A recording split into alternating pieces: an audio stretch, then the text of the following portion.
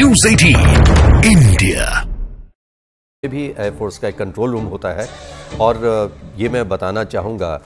जो हमारे news 18 India के दर्शक हैं कि जब फ्लाई पास्ट होता है तो एयरफोर्स के अधिकारी हमारे साथ होते हैं और राष्ट्रपति भवन की तरफ से जब फ्लाई पास्ट शुरू होता है और विभिन्न फॉर्मेशंस आती हैं तो वो हमें बता देते थे कि 15 सेकंड या 17 सेकंड्स, क्योंकि जब सलामी मंच के ऊपर से विमान क्योंकि आवाज पहले आती है जी और आपको विमान दिखाई बाद में देता है। बिल्कुल, तो हमें पहले इसलिए बोलना होता था ताकि लोग अब उस तरफ देखना शुरू कर दें और जैसे हमारी बात खत्म होती थी और सीधा ऊपर से I can so relate to it Pradeep ji, मुझे पता है मतलब और अब आप जो है दाई दिशा में देखना शुरू कर दीजिए, यहाँ से शुरू, और हम लोग सिर्फ आसमान में ढूंढ रहे हैं कि कहाँ है भाई, इनको कैसे दिख गया है, हमें क्यों नहीं दिखाई दे रहा है। तो अद्भुत रहने वाला है ये पूरा का पूरा सिलसिला प्रदीप जी। लेकिन ये जो पहली बार हो रहा है कि सारी महिलाएं जो हैं वो शुरुआत करेंगी मार्च पास्ट की, वो कैसे होगा? 112 महिलाएं बताई जा रही हैं, क्या होगा, कैसे शुरुआत होगी? देखिए, मुझे लगता है कि जब ये शुरुआत होगी तो उस पर हम विस्तृत जानकारी दें, नहीं तो कहते हैं ना कि वो उसका वो आनंद रह जाता है। अच्छा। लेकिन इतना ज़रूर है कि विभिन्न जो हमारे साज हैं, वाद्य यंत्र हैं, वो उनके साथ होंगे और वाकई एक अनुपम छटा आपको देखने को मिलेगी कर्तव्य पथ पर। अच्छा, जो दर्शक न्यूज़ 18 इंडिया के इस वक्त आपको देख रहे हैं उनको तैयारी क्या कर लेनी चाहिए? कब एक्चुअली प्रोग्राम जो है वो शुरू हो जाएगा? और जैसा प्रियंका इशारा कर रही थी, क्या ऐसा होता है कि थोड़ा डिले भी कर दिया जाता है, पोस्टपोन भी कर दिया जाता है? जी नहीं, इसमें मैं आपको बताऊं कि आजादी की अपनी एक लंबी लड़ाई के उपरांत स्वतंत्र भारत में अपना स्वयं का संविधान लागू किया था। भारत का संविधान दुनिया का सबसे बड़े संविधान में से एक है और भारत के संविधान ने भारत के महान स्वतंत्रता संग्राम सेनानियों, संविधानविदों और विशेषज्ञों के अनुसार जिस संविधान को अपने देश में लागू किया, पिछले 74 वर्षों से यह भारत के अंदर जाति, मत, संप्रदाय, क्षेत्र या अन्य तमाम अवरोधों को पूरी तरह समाप्त करते हुए अपनी कसौटी पर खरा उतरा है। ये भारत के संविधान की ही महानता है कि दुनिया के अंदर आधुनिक लोकतंत्र के रूप में अपने आप को स्थापित करने वाले तमाम वे देश जो अपने को आज की व्यवस्था के अनुसार सबसे प्रगतिशील मानते हैं, उन देशों ने लंबे समय तक लिंग भेद के आधार पर महिलाओं को मताधिकार से वंचित किया था। तमाम दबी कुचली परंपराओं को समाज और राष्ट्र की मुख्य धारा से अलग किया था। लेकिन भारत दुनिया का वह देश है जिसने संविधान लागू करने के साथ ही इस बात को भी सुनिश्चित किया था कि भारत के अंदर लिंग के आधार पर जाति, मत, मजहब, क्षेत्र के आधार पर किसी भी प्रकार का कोई भेदभाव नहीं होगा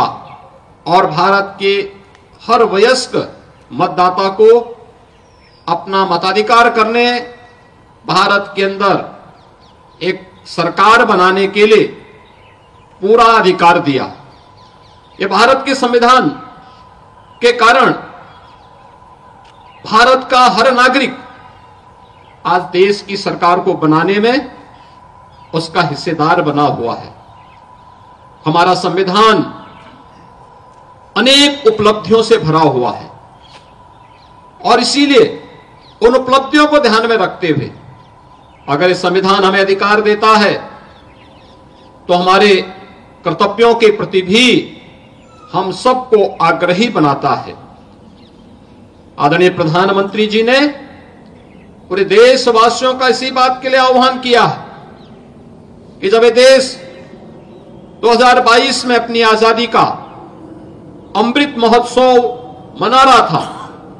तो उस अमृत महोत्सव वर्ष में उन्होंने देशवासियों का आह्वान किया था कि आगामी 25 वर्ष की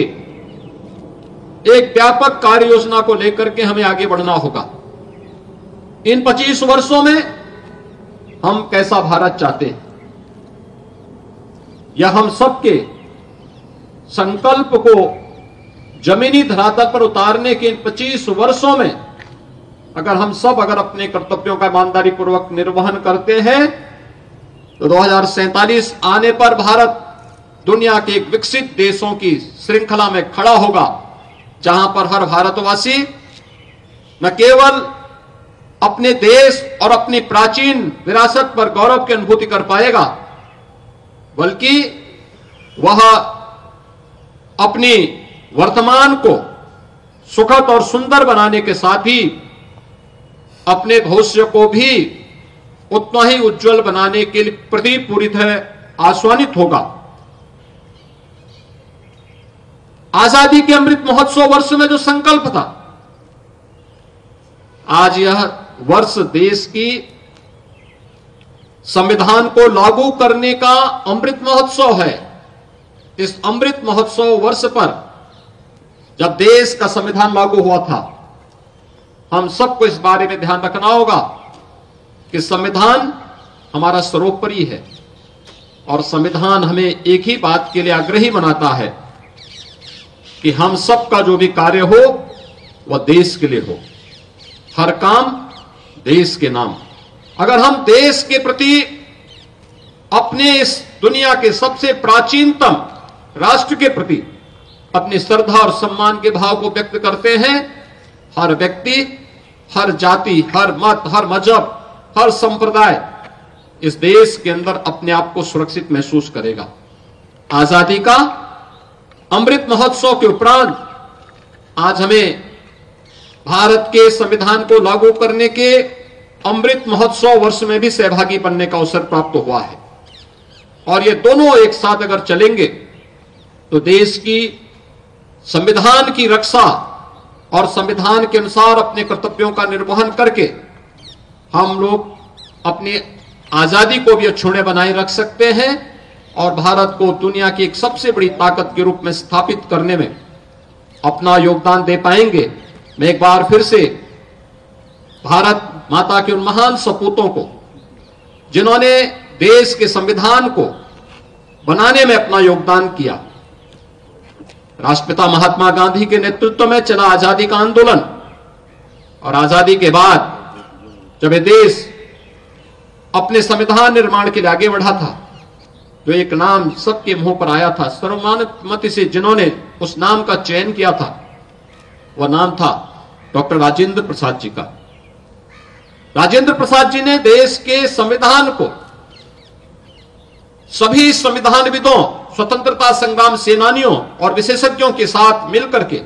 जो स्वरूप प्रदान करने में और उसकी विभिन्न बैठकों में तमाम प्रकार की मत भिन्नता के बावजूद सर्वानुमति बनाने का प्रयास किया, अभिनंदनीय रहा और उन सभी विशेषज्ञों के अनुसार भारत के संविधान को लिपिबद्ध करके उसकी ड्राफ्ट तैयार करके वर्तमान स्वरूप में देने का श्रेय भारत के उस महान सपूत बाबा साहब डॉक्टर भीमराव अंबेडकर जैसे महापुरुषों को दिया जाता है। और इन महापुरुषों ने जिस तत्परता के साथ, जिस प्रतिबद्धता के साथ अपने दायित्व का निर्वहन किया वह हम सब के लिए अनुकरणीय है। मैं इस अवसर पर भारत माता के उन महान सपूतों को, जिन्होंने अपना सर्वस्व देश की आजादी के लिए समर्पित किया, उन महान संविधानविदों, स्वतंत्रता संग्राम सेनानियों को इस अवसर पर नमन करते हुए पूरे प्रदेशवासियों को 75वें गणतंत्र दिवस के अवसर पर अपनी हृदय से बधाई देता हूं अपनी शुभकामनाएं देता हूं। धन्यवाद। जय हिंद।